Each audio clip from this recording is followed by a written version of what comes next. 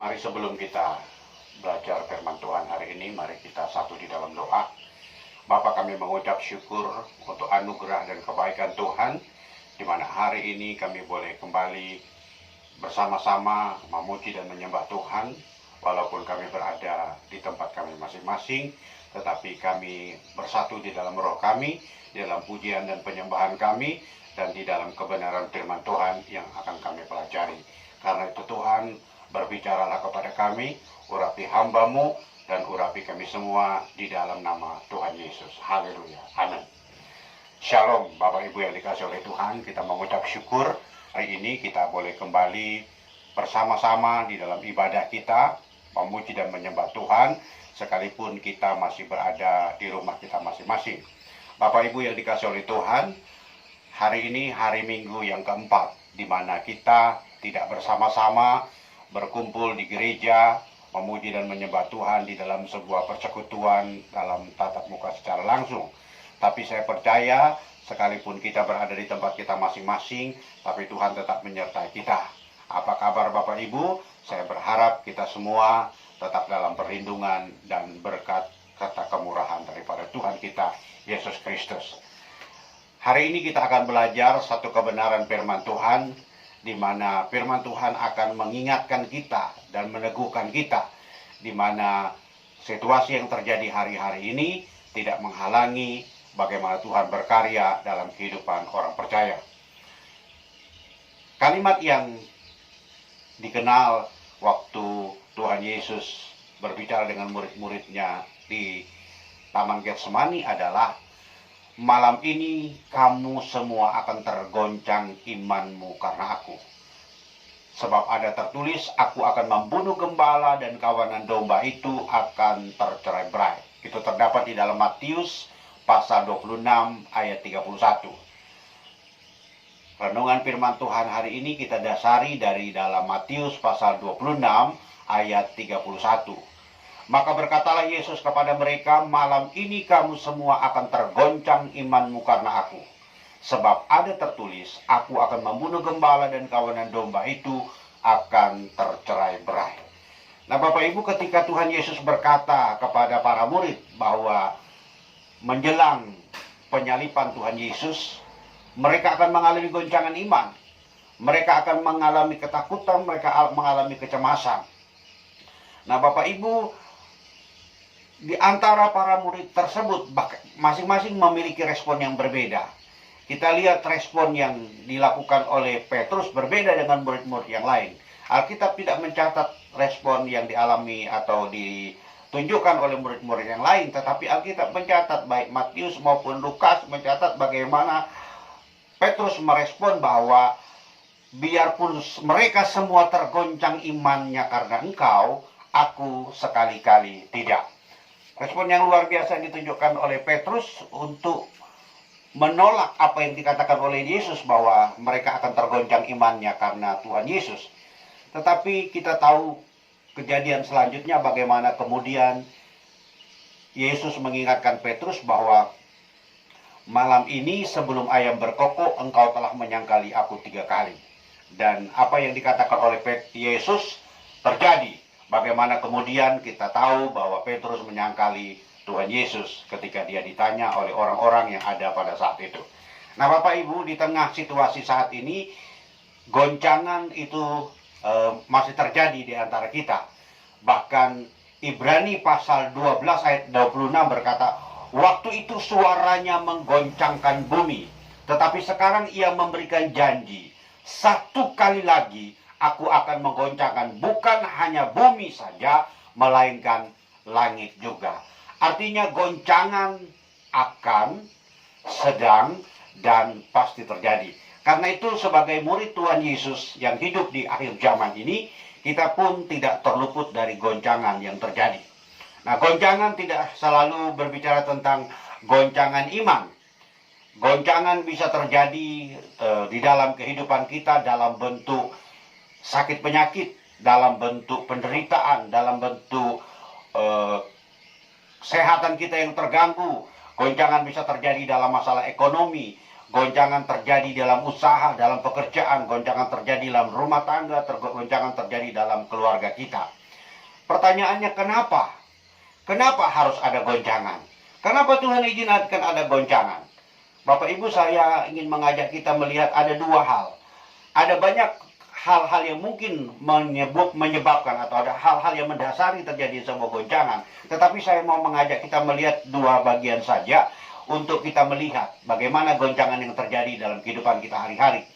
Yang pertama di dalam Ibrani pasal 26 ayat 27 dikatakan, ungkapan satu kali lagi menunjukkan kepada perubahan pada apa yang dapat digoncangkan, karena ia dijadikan supaya tinggal tetap apa yang tidak tergoncangkan. Artinya goncangan terjadi supaya apa?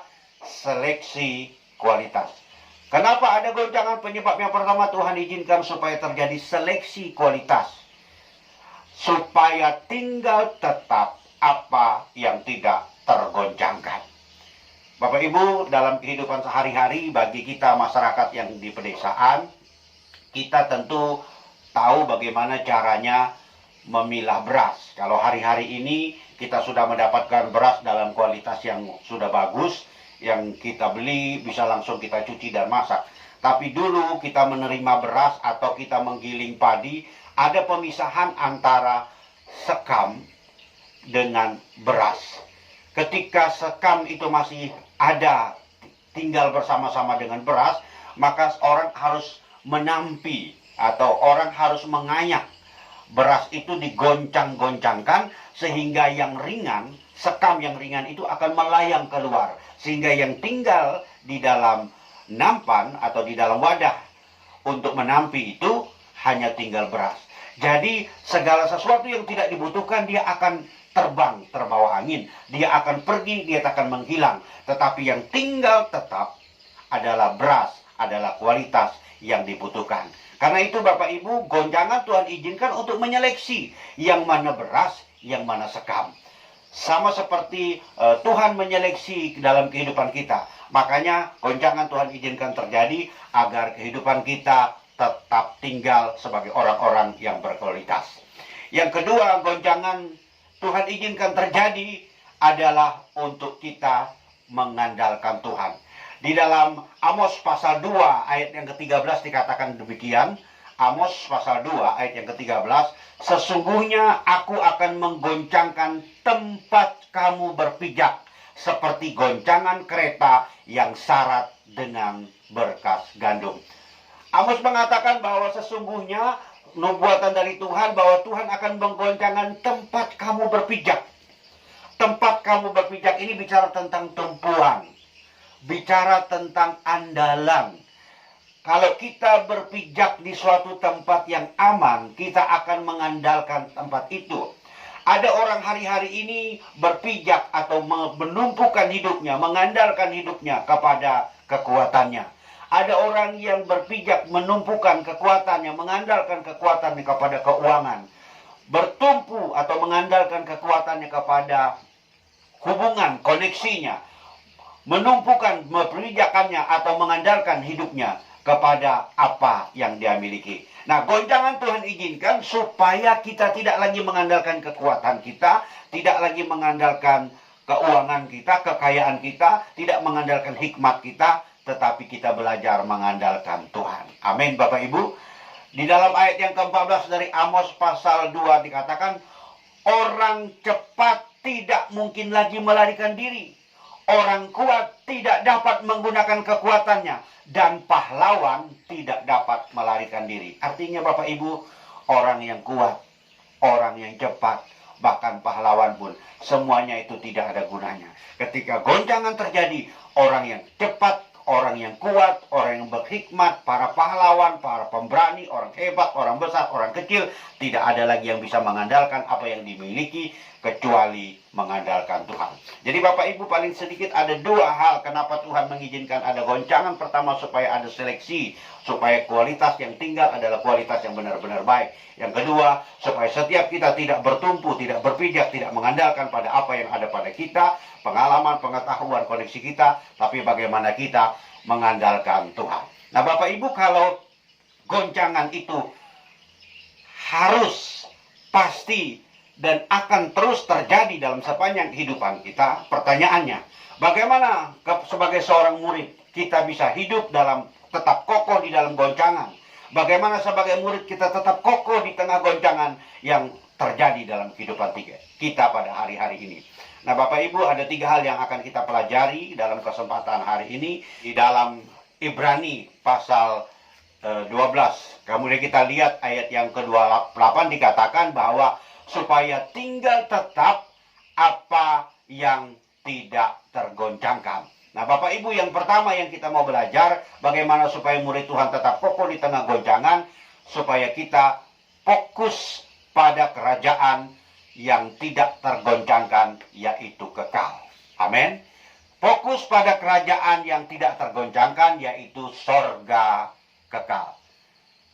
Semua yang ada di bumi ini akan tergoncang, bahkan langit pun akan goncang. Hanya satu yang tinggal tetap, yaitu kerajaan Allah, kerajaan sorga, di mana Tuhan memerintah. Itulah yang kekal. Nah, hari-hari ini Tuhan mengajak kita lewat goncangan yang terjadi, lewat pandemi COVID-19 yang terus meluas, semakin banyak menimbulkan korban, yang menimbulkan ketakutan, menimbulkan keresahan, menimbulkan kecemasan di belahan seluruh dunia. Bahkan orang-orang besar, orang-orang kaya, orang-orang hebat, semuanya harus tiarap ketika wabah ini terjadi. Jadi bagaimana sikap kita? Kita fokus pada kerajaan yang tidak tergoncangkan. Jangan kita fokus kepada goncangannya. Jangan kita fokus kepada pandeminya. Jangan kita fokus pada virus coronanya. Tapi kita fokus pada kerajaan Allah, kerajaan sorga, kerajaan yang tidak tergoncangkan. Yesus pernah mengingatkan di dalam Matius pasal 10 ayat yang ke-28. Dan janganlah kamu takut kepada mereka yang dapat membunuh tubuh, tetapi yang tidak berkuasa membunuh jiwa. Takutlah terutama kepada Dia yang berkuasa membinakan baik jiwa maupun tubuh di dalam neraka. Nah, hari ini fokus kita jangan fokus pada apa yang bisa membuat kita binasa. Jangan fokus kepada, wah, bagaimana saya nanti, bagaimana kehidupan saya, apakah saya bisa selamat dari pandemi ini, apakah saya bisa keluar dari persoalan atau keluar dari masalah ekonomi, keluar dari kesulitan kita. Kita sibuk memikirkan apa yang terjadi di dalam kehidupan kita yang sebenarnya adalah sifatnya sementara, yang semuanya akan kita tinggalkan. Mari kita fokus kepada sesuatu yang bersifat kekal. Kita fokus kepada apa yang menjadi rencana Allah sepenuhnya dalam kehidupan kita. Nah, Bapak Ibu, pasal 3 ayat 13 dikatakan, saudara-saudara, aku sendiri tidak menganggap bahwa aku telah menangkapnya. Tetapi ini yang kulakukan. Kata Paulus, ini yang kulakukan. Aku melupakan apa yang telah di belakangku dan mengarahkan diri kepada apa yang di hadapanku. Ayat yang ke-14, dan berlari-lari kepada tujuan untuk memperoleh hadiah, yaitu panggilan surgawi dari Allah dalam Kristus Yesus. Seorang Rasul Paulus, seorang rasul yang besar, dia memiliki begitu hebat reputasinya di kehidupannya sebelum dia mengenal Tuhan Yesus. Dia adalah seorang Farisi ahli Taurat, dia seorang cendekiawan muda, dia orang yang sangat berbakat, dia orang yang memiliki potensi dalam kehidupannya.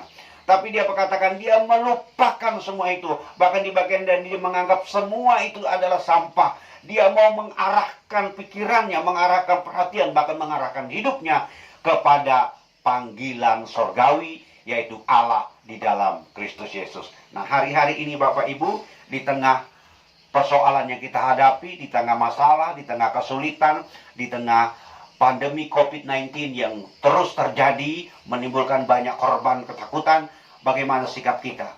Mari kita berfokus pada kerajaan yang tidak tergoncangkan, yaitu kerajaan sorga yang kekal. 2, mengucap syukur dan beribadah kepada Allah. Di tengah situasi yang terjadi, di tengah goncangan, apa yang kita lakukan? Apakah dari mulut kita keluar sungut-sungut, dari mulut kita keluar caci maki, dari mulut kita keluar omelan, dari mulut kita keluar sumpah serapah? Hari-hari ini ada seleksi untuk menentukan apa yang berkualitas. Kalau orang yang hidupnya dipenuhi dengan sungut-sungut, orang yang hidupnya dipenuhi dengan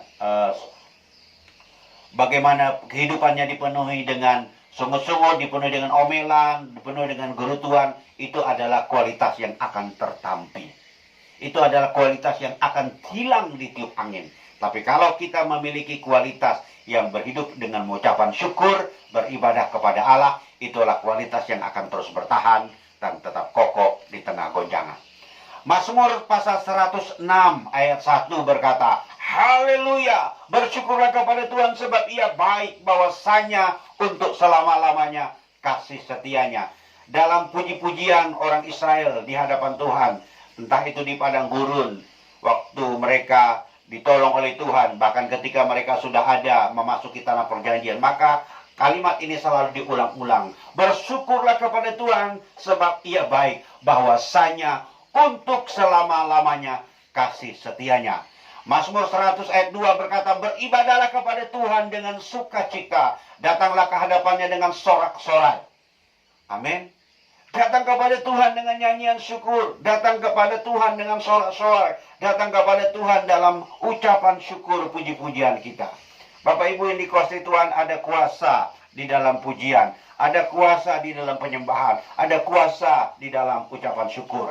Karena itu mari isi hidup kita dengan pujian, dengan ucapan syukur, dan beribadah kepada Allah. Biarlah dari mulut kita penuh dengan puji-pujian, biarlah mulut kita penuh dengan syukur, biarlah dari mulut kita penuh dengan ungkapan kekaguman, hormat kita kepada Tuhan. Dalam ucapan syukur dan penyembahan kepada Allah adalah suatu pernyataan dan tindakan sadar bahwa kita tidak bisa hidup tanpa Tuhan. Bahwa hidup kita hanya karena kasih dan anugerah Tuhan. Orang yang bisa bersyukur, orang yang menyadari bahwa hidupnya adalah anugerah Tuhan. Orang yang mengucap syukur adalah orang yang menyadari bahwa hidupnya tidak akan bisa tanpa Tuhan. Jadi dalam ucapan syukur, di dalam ibadah kita kepada Tuhan, itu menunjukkan bahwa kita merendahkan diri kita. Kita meninggikan Tuhan, bahwa Tuhanlah yang berkuasa, Tuhanlah yang berdaulat, Tuhanlah yang layak dipuji dan disembah. Ketika Paulus dan Silas berada di dalam penjara di Filipi, mereka menaikkan pujian syukur. Ketika mereka dirantai, ketika mereka dicambuk, mereka mengalami penderitaan di dalam penjara Filipi, mereka mengucapkan nyanyian syukur. Di dalam nyanyian syukur, Allah menolong mereka. Bahkan terjadi gempa bumi yang mengakibatkan sendi-sendi penjara lepas, roboh. Bahkan mereka yang terantai akhirnya dibukakan. Ada kuasa dalam pujian dan penyembahan. Ada kuasa dalam ucapan syukur kita. Mari isi hidup kita hari-hari ini dengan ucapan syukur, dengan terima kasih kepada Tuhan atas apa yang terjadi. Bersyukurlah sebab Tuhan baik. Tetaplah bersukacita senantiasa. Sekali lagi kukatakan, bersukacitalah, bersyukur. Biarlah mulut kita selalu dipenuhi dengan nyanyian, pujian, syukur kepada Tuhan. Bapak Ibu yang dikasih oleh Tuhan, bagian yang ketiga, apa yang harus kita lakukan supaya kita tetap kokoh di tengah goncangan yang terjadi. Bagian yang ketiga, bagaimana kita hidup di dalam perkenanan Tuhan. Bagaimana kita hidup di dalam hormat dan takut akan Tuhan. Bapak Ibu, orang yang mendapat perkenanan Tuhan adalah orang yang mendapat perlindungan Tuhan. Orang yang mendapat perkenanan Tuhan adalah orang yang dipelihara oleh Tuhan. Orang yang mendapat perkenanan Tuhan adalah orang yang dipromosi oleh Tuhan. Daud adalah orang yang mendapat perkenanan Tuhan. Sehingga dia berkata, siapakah aku ini Tuhan? Sehingga engkau memilih aku dari antara saudara-saudaraku untuk menjadi raja atas Israel. Siapakah aku sehingga engkau memilih suku Yehuda boleh menjadi pemimpin bagi bangsa Israel. Siapakah aku sehingga engkau memilih puakku, puak yang kecil, untuk memimpin bangsa Israel. Siapakah Daud? Orang yang sederhana, orang biasa. Tetapi ketika Tuhan berkenan atas hidupnya, maka Tuhan mengangkat dia. Tuhan melindungi dia. Tuhan menjagainya. Tuhan memberkatinya. Bahkan Tuhan melimpahkan segala kasih setia, berkat dan rahmatnya kepada kehidupannya. Nah, waktu kita menjadi orang yang berkenan di hadapan Tuhan, maka pagar pemeliharaan Tuhan ada dalam hidup kita. Waktu kita menjadi orang yang berkenan di hadapan Tuhan, maka pemeliharaan Tuhan sempurna atas hidup kita. Waktu kita berkenan kepada Tuhan, maka ada promosi dalam hidup kita. Akan ada berkat-berkat yang Tuhan limpahkan dalam kehidupan kita. Bapak Ibu, bagaimana supaya kita berkenan kepada Tuhan? Ibrani menuliskan, hiduplah di dalam hormat dan takut akan Tuhan. Hiduplah di dalam hormat dan takut akan Tuhan. Tuhan berkata, orang yang menghormatiku akan kuhormati, tetapi orang yang tidak hormat kepadaku akan kubuatkan. Nah, Bapak Ibu yang dikasihi oleh Tuhan, waktu kita menaruh rasa hormat kepada dan takut akan Tuhan, maka kehidupan kita berada di dalam tangan Tuhan. Apa intisari dari hormat dan takut akan Tuhan? Orang yang hormat dan takut akan Tuhan diwujudkan di dalam memenuhi atau melakukan apa yang menjadi perintah Tuhan dan menjauhi apa yang menjadi larangan Tuhan. Jadi orang yang takut akan Tuhan atau orang yang hormat akan Tuhan, orang yang berkenan kepada Tuhan adalah orang yang melakukan perintah Tuhan dan menjauhi segala larangannya. Ada di dalam seluruh aspek kehidupan. Takut akan Tuhan ada dalam seluruh aspek kehidupan, ada di dalam hati, di dalam pikiran, keluar lewat perkataan, sikap, dan perbuatan. Nah, pertanyaannya adalah, bagaimana sikap kita hari-hari ini? Bagaimana pikiran kita hari-hari ini? Bagaimana hati kita hari-hari ini? Bagaimana dengan perkataan kita hari-hari ini? Bagaimana dengan tindakan kita hari-hari ini? Apakah menunjukkan rasa hormat kita kepada Tuhan? Apakah menunjukkan rasa takut kita kepada Tuhan? Atau justru kita mulai menyalahkan Tuhan atas situasi yang terjadi? Atau kita mulai bersungut-sungut, bahkan kita melakukan kritik atas banyak hal yang terjadi? Kita melakukan protes atas apa yang terjadi dalam hari-hari ini. Itu menunjukkan bahwa kita tidak memiliki rasa hormat. Kita tidak memiliki rasa takut akan Tuhan. Tetapi orang yang memiliki rasa hormat, takut akan Tuhan adalah orang yang di dalam seluruh aspek kehidupannya, dalam hati, pikiran, perkataan, sikap dan tindakannya selalu ada rasa hormat. Bagaimana dia menjauhi apa yang dilarang oleh Tuhan dan melakukan apa yang diperintahkan Tuhan. Nah, Bapak Ibu, kesimpulan yang kita bisa belajar dalam kesempatan hari ini, bahwa goncangan itu pasti dan harus terjadi.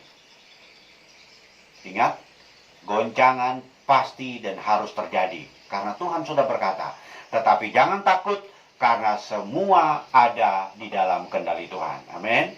Sekalipun goncangan, sekalipun masalah, persoalan tetap terjadi dalam kehidupan kita, tetapi kita tidak perlu takut, karena semua ada dalam kendali, dalam kuasa, dan dalam pengaturan Tuhan.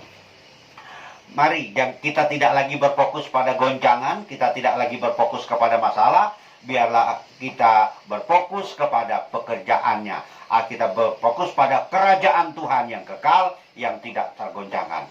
Jangan fokus pada goncangan atau masalah. Jangan fokus pada tantangan. Jangan fokus pada kesulitan. Jangan fokus pada penderitaan. Jangan fokus pada berita-berita yang melemahkan iman kita. Tapi mari kita berfokus pada kerajaannya yang kekal, yang tidak tergoncangkan.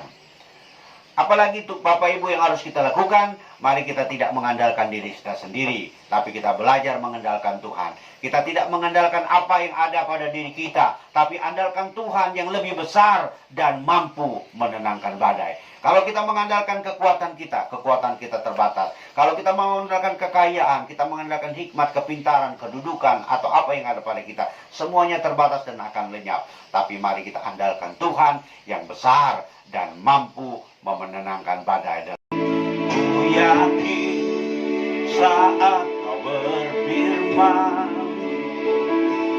ku menang saat kau bertindak. Hidupku hanya ditentukan oleh perkataan.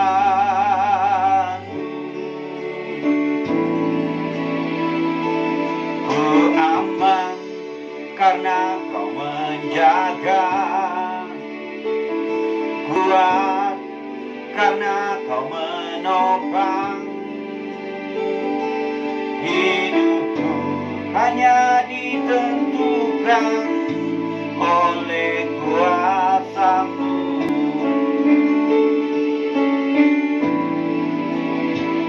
Bagi Tuhan tak ada yang mustahil. Bagi Tuhan tak ada yang tak mungkin.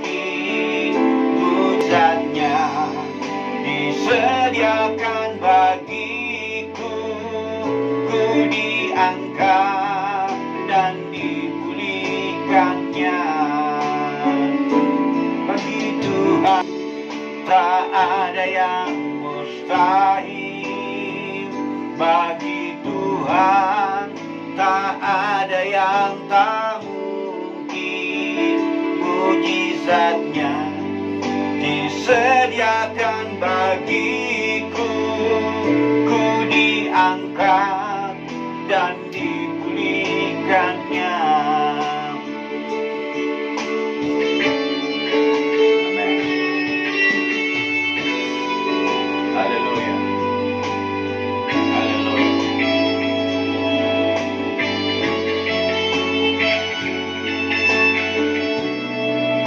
Oh, kami percaya Tuhan, bagi Engkau tidak ada yang mustahil. Engkau Allah yang tidak pernah gagal. Apa yang Kau katakan pasti terjadi dalam hidup kami. Di Tuhan tak ada yang mustahil. Bagi Tuhan tak ada yang tak mungkin. Mujizatnya disediakan bagiku, ku diangkat dan dipulihkannya. Ku diangkat dan dipulihkannya. Ku diangkat dan dipulihkannya.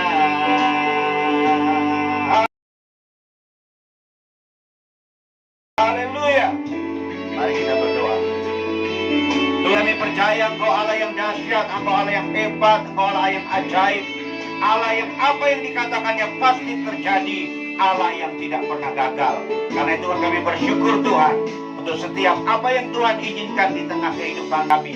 Bahkan untuk goncangan yang Tuhan izinkan terjadi dalam hidup kami. Karena kami tahu goncangan itu Tuhan izinkan untuk menyeleksi kami, supaya kami menjadi orang-orang yang berkualitas yang tetap bertahan di tengah goncangan ini. Tuhan, kami tahu goncangan Tuhan izinkan terjadi supaya kami tidak mengandalkan apa yang ada pada kami, tapi mengandalkan Tuhan satu-satunya yang tidak tergoncangkan. Kami berfokus pada kerajaan Allah, kerajaan yang tidak tergoncangkan. Terima kasih Tuhan, meteraikan firman-Mu, biar setiap kami boleh dikuatkan, boleh diteguhkan di tengah apa yang terjadi. Hamba berdoa untuk setiap umat-Mu dimanapun mereka berada hari-hari. Mereka yang ada di rumah, mereka yang ada di tempat di mana saja mereka berada. Biarlah Tuhan boleh menjaga, melindungi mereka. Tuhan memberkati mereka. Tuhan mencukupkan segala kebutuhan mereka. Tuhan menjawab setiap doa pergumulan mereka. Tuhan yang membuang segala kecemasan, kekhawatiran dalam hidup mereka. Biar mereka tetap kokoh di tengah apapun yang mereka hadapi hari-hari ini Tuhan.